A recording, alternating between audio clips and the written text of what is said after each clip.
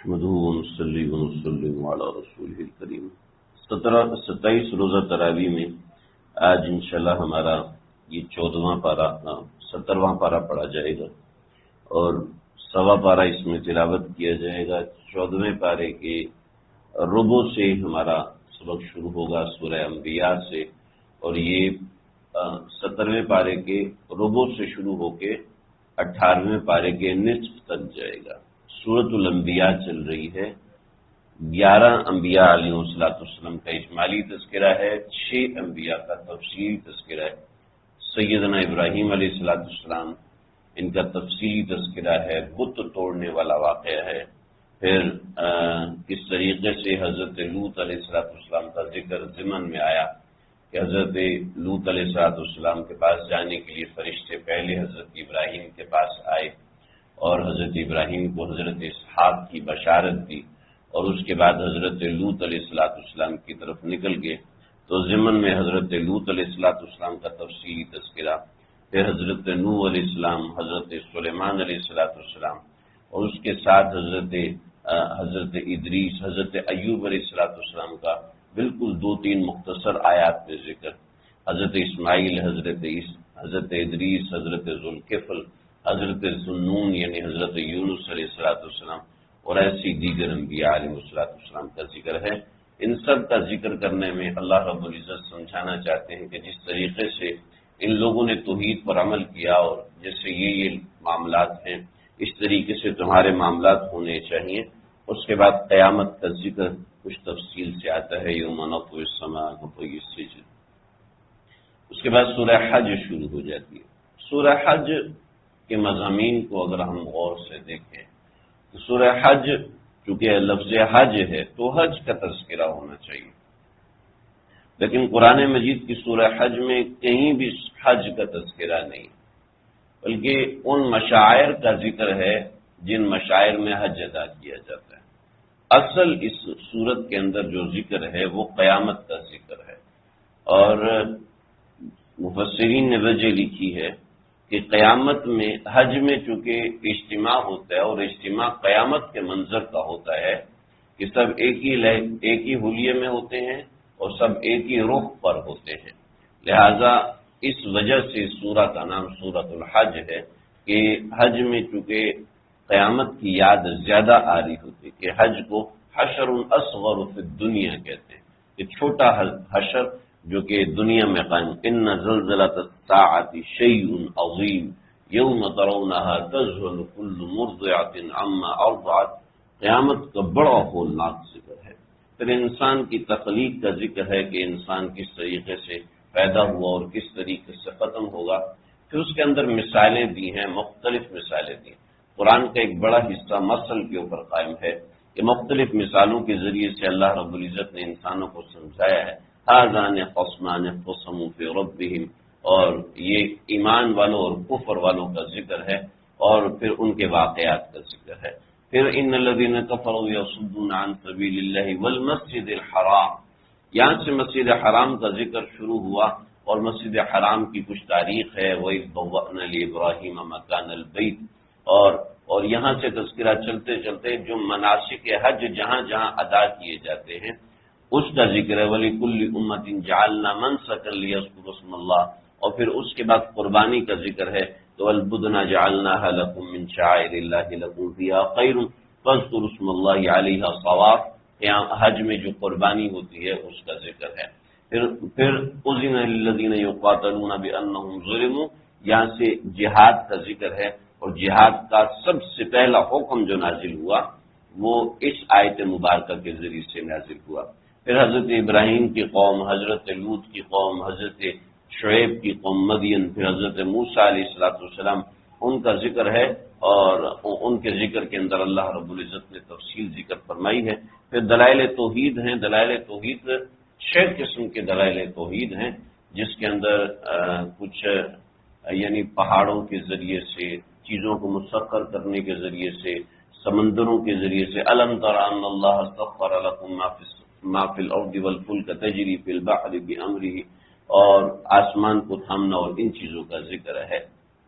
اس کے بعد سورہ مومنون شروع ہوتی ہے 18ویں پارے، 18ویں پارے میں سورہ مومنون شروع ہوتی ہے. مومنون چونکہ مومن کے لفظ ہے، مومنین کی 7 صفات ان آیات کے اندر اللہ رب العزت نے ذکر کی. پھر انسان کی تخلیق کس طریقے سے ہوئی، اس تخلیق کا ذکر ہے. تو اس تخلیق کا مقتضا کیا ہے اس کو آگے بیان کیا، اور پھر اس مقتضا کے حوالے سے آگے تفصیلی واقعات بیان کیے. حضرت نوح علیہ السلام کا ذکر آپ دیکھتے ہیں کہ قرآن میں جا بجا 2 انبیاء 3 انبیاء کو خاص طور پر چھیڑا ہے. ایک حضرت موسیٰ کو، ایک حضرت ابراہیم کو، اور ایک حضرت نوح علیہ السلام کو، کہ حضرت نوح علیہ السلام کی بنیاد توحید تھی، بنیاد تبلیغ تھی، جس کا اللہ رب العزت نے قرآن میں جا بجا ہم سے تقاضا کیا ہے. 3 تقاضے ہم سے جا بجا کیے. توحید کا تقاضا کیا ہے، رسالت پر ایمان لانے کا تقاضا کیا ہے، اور آخرت پر ایمان لانے کا تقاضا کیا ہے. آپ دیکھیں ہماری زندگیوں میں ان 3 چیزوں کا تذکرہ ہی کم ہے. ہم دوسری چیزوں کا تذکرہ بہت کرتے ہیں، مگر توحید کا تذکرہ بہت کم ہوتا ہے. حالانکہ آپ دیکھیں کہ ہمارے جتنے بھی حضرات ہیں، چاہے وہ خانقاہ کے حضرات ہوں، چاہے وہ مدارس مساجد کے ہوں، چاہے دعوت و تبلیغ، وہ سب سے پہلا نمبر لا الہ الا اللہ کا رکھتے ہیں، سب سے پہلے نمبر توحید کا رکھتے ہیں.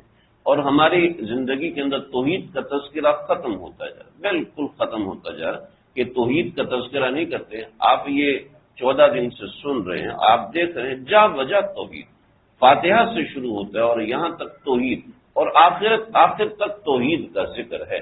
تو توحید کتنا بنیادی اور اہم مضمون ہے. ظاہر بات یہاں تفصیل سے نہیں سمجھایا جا سکتا کہ توحید کتنا اہم اور ضروری مضمون. میں جہاں اس کی تفصیل کرتا ہوں، آپ یقین کریں کہ ایسے ایسے دلائل اللہ نے قرآن میں ذکر کیا. ایک آیت کم از کم 1 سے 1.5 گھنٹہ لیتی، اور پھر بھی اس کا حق ادا نہیں ہو پاتا.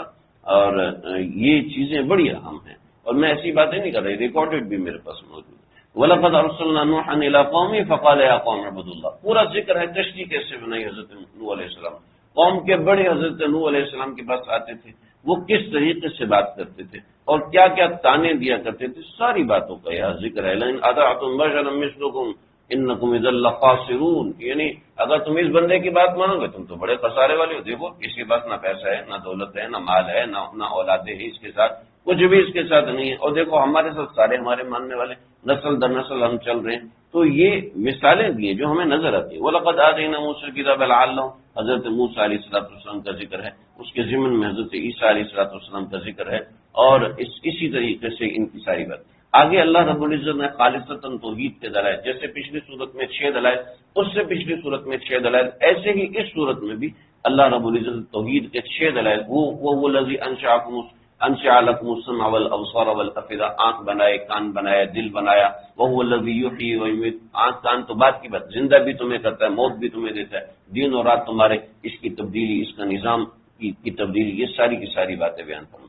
اس کے بعد آتی ہے سورہ نور. سورہ نور قرآن مجید کی عظیم الشان ترین صورتوں میں سے ہے. صحابہ کرام فرمایا کرتے تھے پورا قرآن نہیں سکھانا مت سکھاؤ، لیکن سورہ نور لازمی سکھاؤ. اپنے بچوں کو سورہ نور لازمی سمجھا دو، لازمی سکھا دو. آج تھوڑا سا ذکر آئے گا سورہ نور کے، ہم انشاءاللہ 2 رکوع سنیں گے تو 18ویں پارے کا نصف ہو جائے گا. لیکن خلاصہ سمجھ لیں، 10 احکامات معاشرت کے دیے کہ آپ نے محلے میں رہنا تو 10 چیزیں ذہن میں رکھو. تو یہ 10 چیزیں ہیں، یہ 10 احکامات ضروری، اور اس کے ساتھ 16 آداب بتائے کہ 16 آداب کسی محلے، کسی معاشرے، کسی سوسائٹی میں آپ رہنا چاہتے ہیں. یہ 26 چیزیں، ان میں سے 10 حکم ہیں کرنے ہی کرنے. اگر ان سے کنارہ کشی کی تو گڑبڑ ہو جائے گی، تباہی مچ جائے گی. اور یہ 16 آداب ہیں، کرو گے تو بڑا فائدہ رہے گا. تو یہ 10 آداب، ان میں سے ایک بات، بغیر تحقیق کے بات آگے پھیلانا. آپ دیکھیں ہم ایک سوسائٹی میں رہتے ہیں جو کہ پاکستان کہلاتی ہے، ہم ایک سوسائٹی میں رہتے ہیں جو کراچی کہلاتا ہے، مسلم معاشرہ کہلاتا ہے.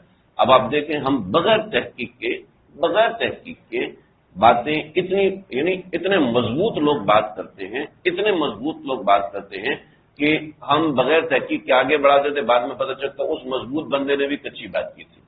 یعنی اتنا بڑا آدمی ہے لیکن اس نے بھی ایسی بات کر دی، اس کے ذہن میں دماغ میں بات ہے، کسی سے متاثر ہو ایسی بات کر دی، اور بعد میں اعتذار کرتے پھر جی مجھ سے غلطی ہوگی، میں نے بغیر تحقیق کے بات کر دی. یہ اتنا بڑا فالٹ ہے جو سب سے پہلے اللہ نے ذکر کی کہ معاشرتی احکامات میں آداب 16 ہیں وہ الگ ہیں، لیکن حکم 10 ہے۔ 10 احکامات کے اندر آپ دیکھیں ہمارے معاشرتی پروپیگنڈے ان سب کی بنیاد یہ ہوتی یک طرفہ فیصلہ۔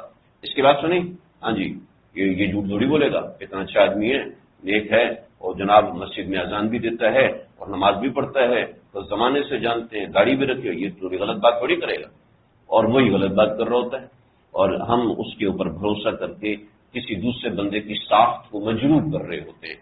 تو یہ بڑے یعنی اس طرح کے 10 آداب میں نے ذکر کیا، صحابہ کرام بلا وجہ ہی ایسی بات نہیں کرتے، یہ ایسے ہی نہیں بتایا بلکہ پورے واقعات اس کے اندر سنائے، ہے مختصر صورت لیکن پورے واقعات سنائے۔ سیدنا عائشہ صدیقہ کا پورا واقعہ ہے، ان کے بارے میں آیات نازل ہوئی ہیں۔ تو یہ سورہ نور ہے اور اس کے بارے میں کچھ تفصیلات ہیں انشاءاللہ ذکر کروں۔ اللہ سے